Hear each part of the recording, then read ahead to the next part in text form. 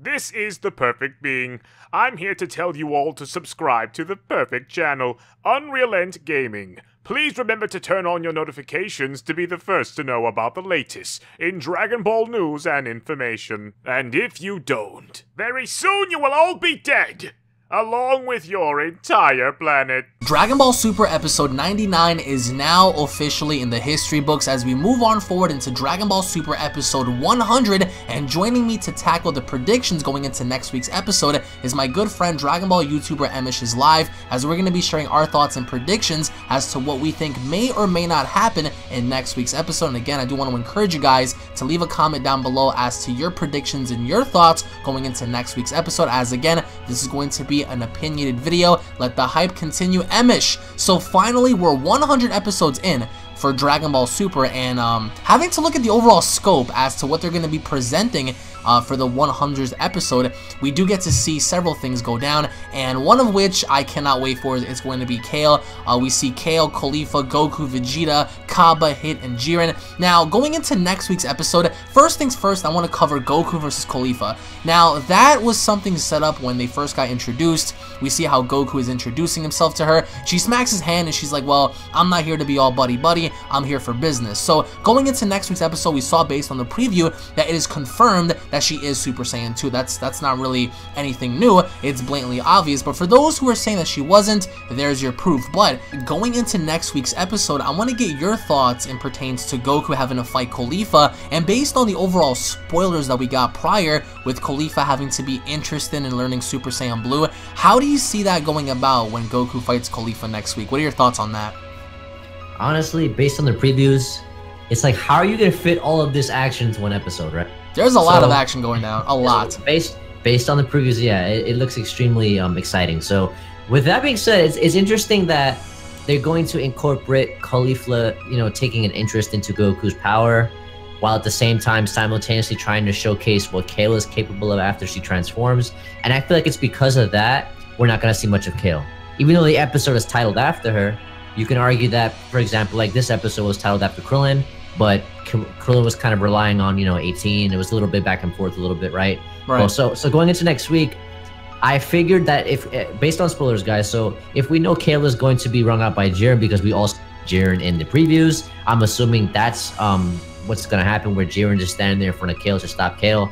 A lot of people think that it's going to be Hit versus Jiren. I really don't see that. Oh, no, they're not giving that way too early. That's way too early. They're not giving that away. So with that being said, I feel like we're not going to see as much of Kale, let alone the reenactment of Broly as we want, because they're going to try to showcase, Goku fighting Super Saiyan 2 Caulifla, as mentioned in the previews, where Goku references Super Saiyan 2 Caulifla's power as incredible and amazing.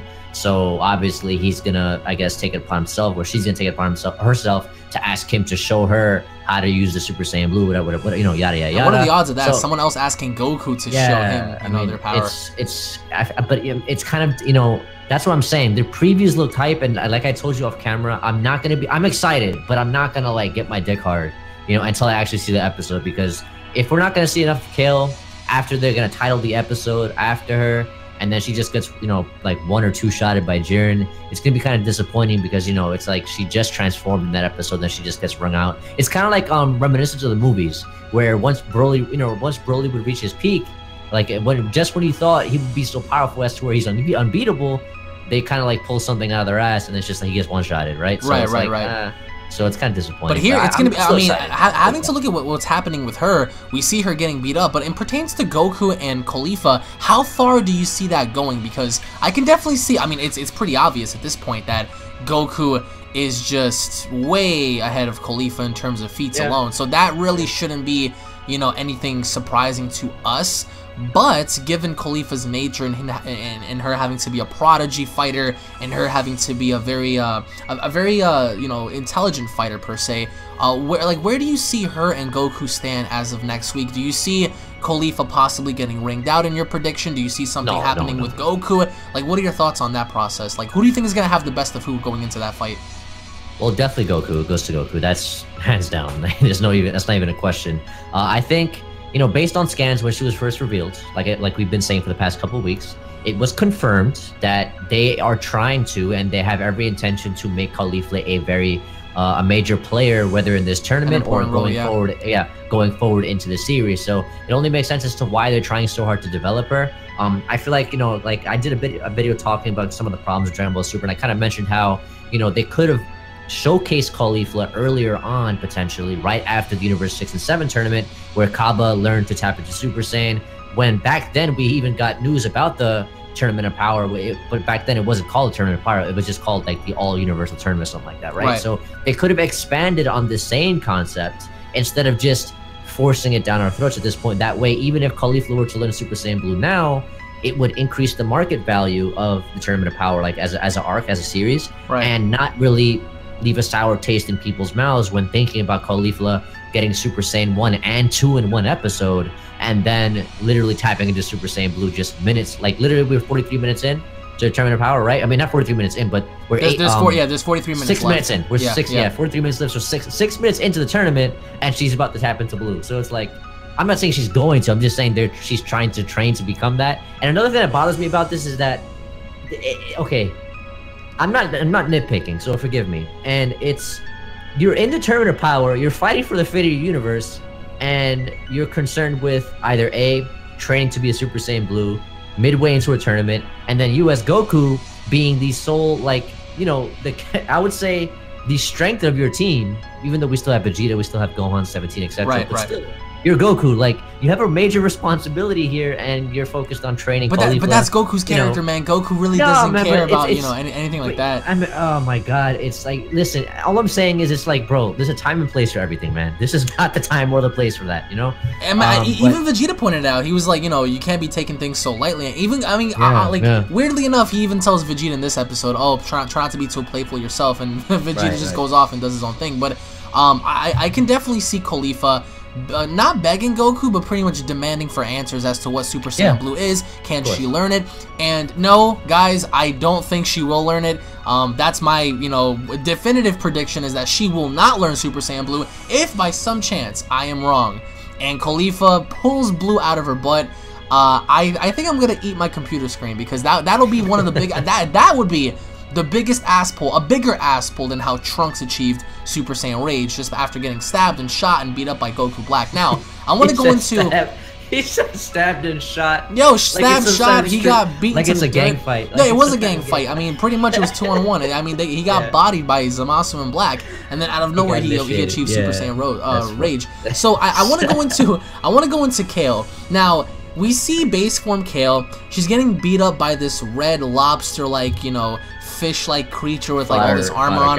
I mean, he's beating her up. I mean, it's as clear as day. And there was one actual image that I got where she got hit so hard in the stomach, her eyes kind of like blanked out. So we see her getting beat up, and eventually she turns into this berserker-like state. And we know, based on the spoilers, she becomes envious of Goku, wink wink, Kakarot, and you know, from there she begins to emit her rage and she transforms. Now, can I ask you a question? Where did those giant boulders come from? Like, where are those rocks from? Yeah. Where are those little, like, those pillars coming from? Like, what in the actual fuck? Like, where did that come from? Because as I was watching that, I was like, wait a minute. What is she standing on? And like, what is Goku kicking Caulifla through? Someone either knows earthbending, bro, or like someone is just like are there any sort of like elemental changes to like the tournament setting? It's crazy. Style, bro. It's insane. So we see her standing on top of like this, like, you know, cliff or whatever, this little boulder rock thingy, and she begins to shoot out all of this like energy, like blast, like all these ki blasts and stuff. Again, very reminiscent to the first movie, because if you guys go back to the first movie, after Broly was done beating everybody up, he was up in the sky and he pretty much said overflowing power, overflowing, and he began to shoot out beams everywhere. So very reminiscent to that. So how far do you see Kale going into next week's episode? Because this is my prediction. I think that as I said prior to Frost eliminating Krillin, which I told you guys it was gonna happen, it was needed to happen actually, because going back to the whole Namekian thing with Frieza and Krillin, it made sense to have Frost be the guy. But this guy Krillin, we're gonna get into that a little later. But in terms of Kale, my prediction is she's gonna smash everybody, and that includes possibly even Super Saiyan 1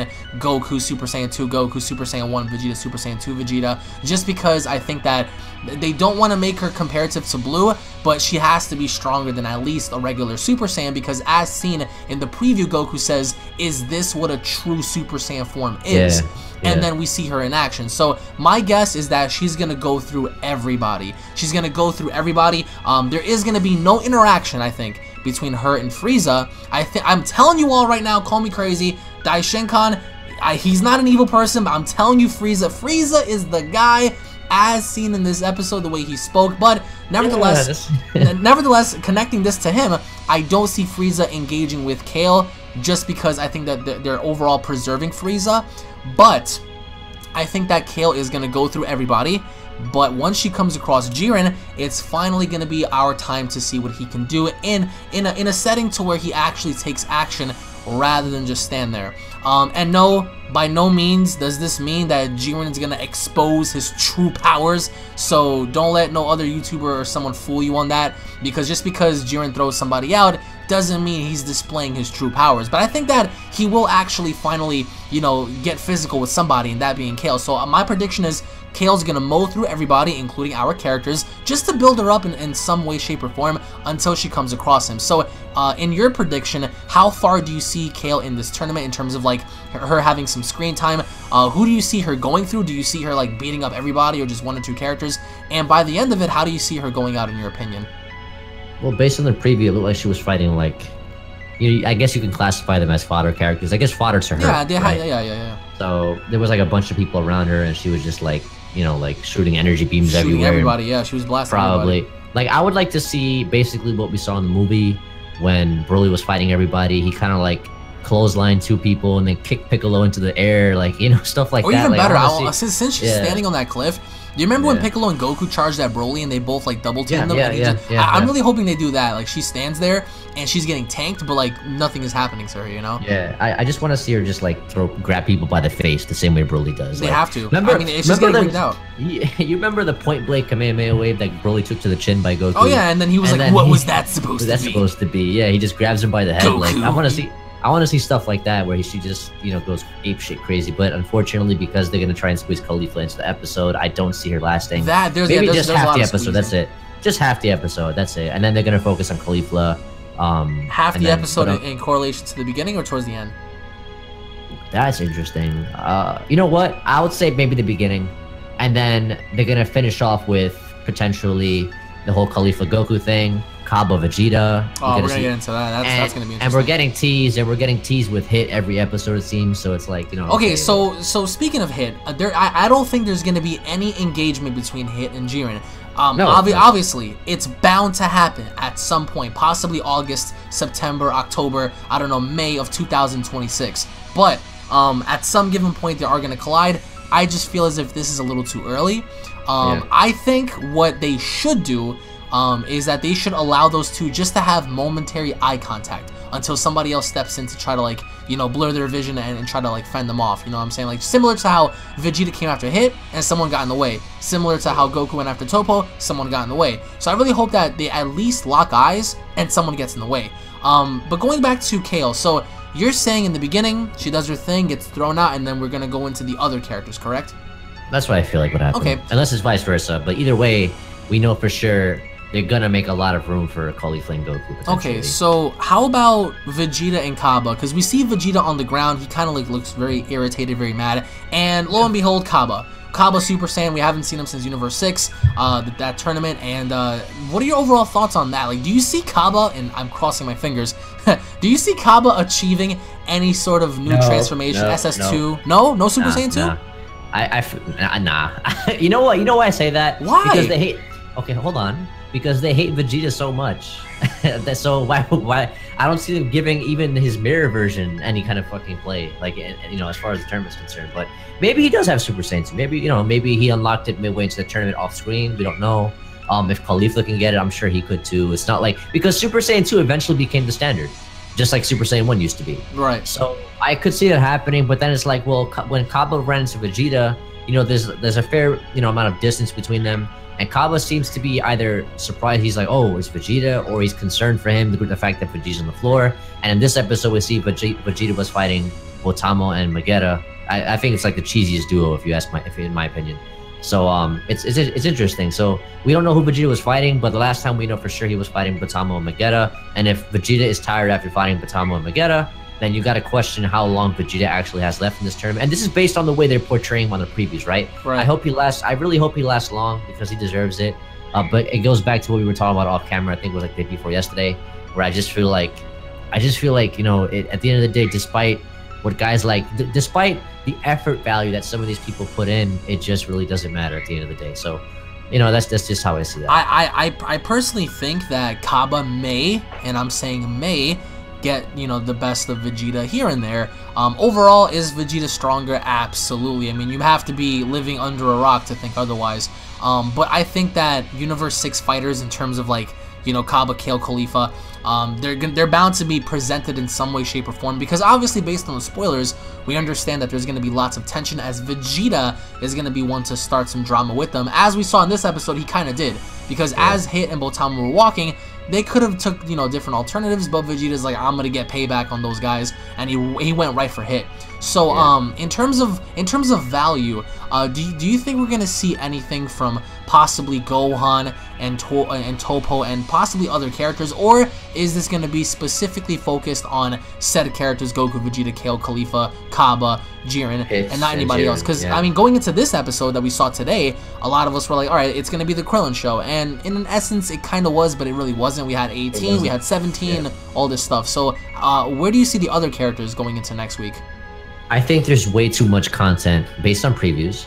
There's way too much content for them to squeeze and miss out on showcasing Kale, showcasing the interaction between Goku and Khalifa, showcasing interaction between Hit and whoever he's up against, showcasing interaction between Kale and Jiren eventually, and then Kaba and Vegeta. There's just way too much going on. I don't think they want to squeeze in any unnecessary, you know, scenarios and scenes. That being, you know, what you just mentioned. So I feel like we're gonna get those specific characters that we saw. Maybe a couple characters here and there, but nothing crazy in terms of screen time, right? So it's just like maybe a couple seconds, and then maybe some kind of interaction. Then we also, of course, they're gonna give us interaction from the bench, you know, from the bleachers, Beerus, Whis, Elder Kai, Supreme Kai, Krillin. Did you see the way he was pulling Elder Kai's hair? Yeah, he was. Yeah, I was like, yo, and then he was like, yo, Sha! It was great. Yeah. I was like, yo, Beerus. I mean, the gods, dude, even though they're portrayed as being the most, like, you know, powerful in terms of, like, second to the angels or whatever, they still have character, I think, at least for Champa and Beerus. I know your favorite, Kiki, Mr. Catella, isn't really too far up there on the list, but do you see anything from him? Because in this episode, he was a little meh. I was expecting a little bit more from him since his fighters got ringed out, but do you see anything more coming from him, or do you see him mainly being on Champa and Beerus? Like, as far as the gods are concerned, it seems like we get a lot of focus on Champa and Beerus as of lately. Occasionally, we'll get something from Universe 4. That's because the rivalry between Catella and Beerus, potentially. And then you have the occasional, like, for example, we got some more screen time in Universe 1, the Kai. Yeah, and as he mentioned, right, and I like that. And as he mentioned, basically, you know, Universe 9 being erased, it was a necessary sacrifice. And thanks to Goku, just like they mentioned also, Supreme Kai mentioned that it's thanks to Goku that everybody has a chance to fight for the universe, but yet they're still going after Universe 7 despite all that, exactly. Right? So finally they revealed that. It's deserving. Yeah. It's deserving. So when these, you know, if you're going to act that way, if that's how you're going to portray your plan, then it's only natural and fitting that you get run out and you get embarrassed. So that's that. But going back to next week, I think I'll be happy if they stick to basically what we see in the previews, because I think there's way too much to stuff into one episode. If Kale is gonna get beat up and then transform and then smash faces in and then just get wrung out in that same episode, I mean, that alone is a mouthful right there, right then and there. It's too much, I think. I think that they should have stretched this out for at least 2-3 episodes, because as you just said, she gets beat up and then she's gonna start not ringing people out, but smashing faces. You know, I think that they're doing the Broly treatment. Broly at first, when he transformed, wrecked. He wrecked, and nobody can refute that. He beat everybody up, and then after a certain point, it was his time to go. So that's what I think may happen. But do you think by some chance, by some little rinky-dink chance, we might get what you said instead of in the beginning, towards the end, where it builds up to episode 101 with the Pride Troopers, and then having Kale get ringed out early on in episode 101? Or do you see her going out indefinitely next week? No, okay. Well, I see her going out next week. and then in comes the Pride Troopers would be the other characters for the Pride Troopers. Like oh, by the way, did you see that little goat guy? I saw him. Just fucking standing there. He was just there, looking there, all nice and tiny. Yeah. He was. That little dude. Do you really think that's he's clutch, man? He's clutch. He's clutch. Man. I feel like he's gonna be clutch. I don't know. Something about him just tells. I just feel like he's gonna be clutch. We still have not seen anything from the Yard Red. Once again, we have not seen who the other 2 fighters are from Universe 4 and from Universe 6. Yeah. Okay. Still have not showcased anything from Universe 2. And like I said, there's a lot to go. So I think they're gonna give us the Pride Troopers into 101. I think it's titled the Warrior of Justice. The Warriors, the Warrior of Justice approaches. So that I would say that has to do either with Jiren or maybe even Topo. So as for who's gonna fight Topo, that's gonna be interesting. That's gonna be. I'm telling you. I mean, I originally expected Khalifa to fight Vegeta first because of their personalities, but seeing her clash with Goku, I think, is very interesting. Just because we see their personalities collide. Do you see? She has the. You know what I noticed about Khalifa? She has that She has that natural hacks that Goku has in terms of growing and progressing. With a little bit of Vegeta's personality. Right, and then she has that attitude of Vegeta. She's like a mix. You know what I'm saying? I can see your point. Oh, thank you for reminding me. So the giant buff form that we've seen in the Fuji TV scan. What's that about? Honestly, bro, I don't know what she's thinking. I forget. I mean, do you see that happening towards like the end where like her protege gets ringed out? The only way I see her utilizing that, or the reason as to why she would be utilizing that, is if perhaps if she learns something from Goku and then tries, using that as a means to transform in some way, shape, or form, but then it backfires and she ends up becoming that, and then she, and she becomes like kind of like a tank or something like that, or I don't know. Goku tells her like you have to power up, and she powers up by accident to that, and then it creates that instead. So that would make sense. I mean, based on what we know, because she's still learning how to become. I mean, even though she's grasped the concept of becoming a Super Saiyan. Remember, when she first did it, she had to ask Kaba how to turn it off. She didn't know how to turn it off, so she just had to release the power. And then all of a sudden she was just a Super Saiyan 2 out of nowhere. So, she's a prodigy, but she's still adapting. So you have to give her that. You have to make it seem like, yes, she's a prodigy. Yes, she can get transforms with the S. Pull them out of her pocket left and right. But you cannot make it seem like she's like the Sasuke of the show. She has to make mistakes, right? So it only makes sense. The same way Goku made mistakes, the same way Trunks and Vegeta made mistakes, the same way Gohan made mistakes. So if you want to rush everything with Caulifla, you have to have her make mistakes, learn from those mistakes, not by getting wrung out, but maybe by getting beat up by someone insanely fast or insanely small. Ergo the Pride Troopers, maybe that little goat guy comes there. We don't know. Maybe Dispo, Kasserole, we don't know. So that way she learns, adapts, and then maybe she can revert back to Super Saiyan 2. And then we don't know after that. I'm not sure. But I just see it as maybe it's a result of her being angry, or maybe because Kale got wrung out or something like that, or B, as a result of her trying to utilize whatever Goku tells her, and then instead it kind of backfires and she buffs up, similarly to how Kale did, except but Kale kind of, never really got slower. Instead, she got faster and powerful as well. So it's gonna be interesting to see. I'm excited. I just really don't want to get too hype until the episode comes, because I really want to see how they handle Kale. Dude, there's absolute carnage for that episode. Like, there's nothing that refrains me from saying, you can't be hyped, because there's so much happening all at once. It's like, what the hell? But lastly, your boy 17. We see him kick around a few guys. Just a means. It kind of really depends how you utilize that. If you yourself make mistakes, we saw Android 18 make numerous mistakes. So it really doesn't apply. Android 17 is clearly a more polished fighter based on what we saw versus Goku, of course. as to where Android 18 by default is strong, and she really has to go up and practice against Krillin, which isn't much competition for her. We saw the Meg B on him. Right. So you gotta think about those things, and the fact that 18 doesn't really fight anymore, despite having infinite energy or infinite stamina. It really doesn't apply if you're gonna be overpowered or overwhelmed by your opponent. So it really depends. I mean, I like 17. I have nothing, I do like him. I'm glad that he's back into the series. I just feel like at this point in time, I mean, even back when he was originally introduced, he's never really been a primary player. He's never really been somebody that you can definitively say, well, he's going to be a main character.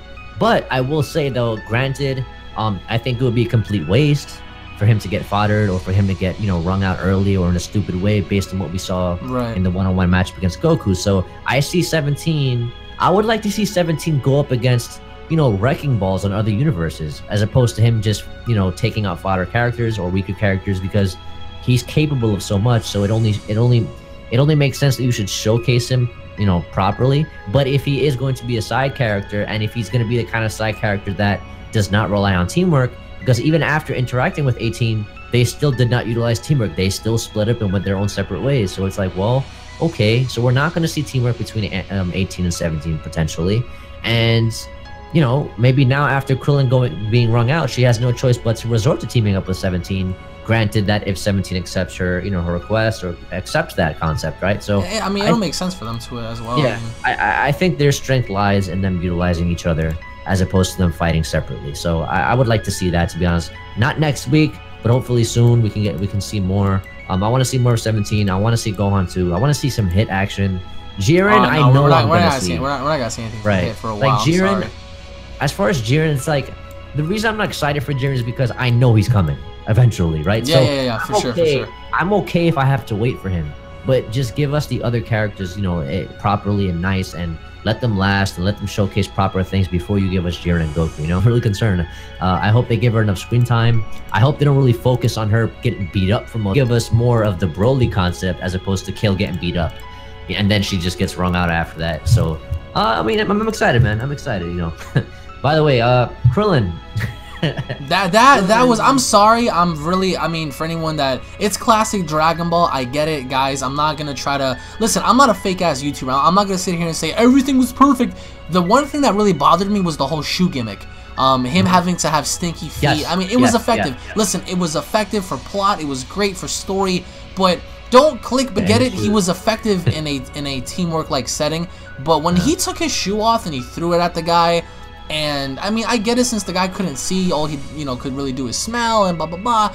But by the end of it, I was like, so this was his true power? Was pushing people out with Kamehamehas and throwing his shoes at people? Okay, not too surprised, because it's fucking Krillin, so it is what it is. And then he gets bitch slapped out of the ring. With Frost, yay. But see, the person that did it to him, I think, made the most sense, because the history factor. But it's like, I mean, come on, bro. Finally, like, Frost actually does something. I wouldn't mind if like he fought Frost and got run out. Oh, I'm sorry. Okay, did I call him Frost? I meant to call him Houdini the Magician. Yeah, Houdini. So but Krillin is fodder. I'm sorry, guys, but I was right. But let us know what you guys think down below about that, because Krillin, I think, as I said before, in a team-like setting, he did his thing. That's just my opinion. Don't get salty about my opinion, guys. It's just what I think. But we would like to know what you guys have to say down in the comment section below. What did you guys think about the episode? Did you guys enjoy it? Did you guys hate it? Leave your thoughts down below, guys. Thank you all for watching. If you guys are new to the channel, hit that subscribe button. Most importantly, turn on notifications. Guys, go on ahead and subscribe to EmoshIsLive. He's really close to hitting 5,000 subscribers, man. That's pretty awesome. So go to his channel, enable notifications, that way you guys can be notified whenever he does live streams or like any other, you know, analytical breakdown video or whatever Emosh decides to do, hopefully Dokkan and stuff down the line. So make sure you guys go ahead and subscribe to him. Link will be down below in the description box, guys. So thank you guys for watching as always, and we'll be seeing you all in the next Dragon Ball video. Take it easy, everybody. Peace.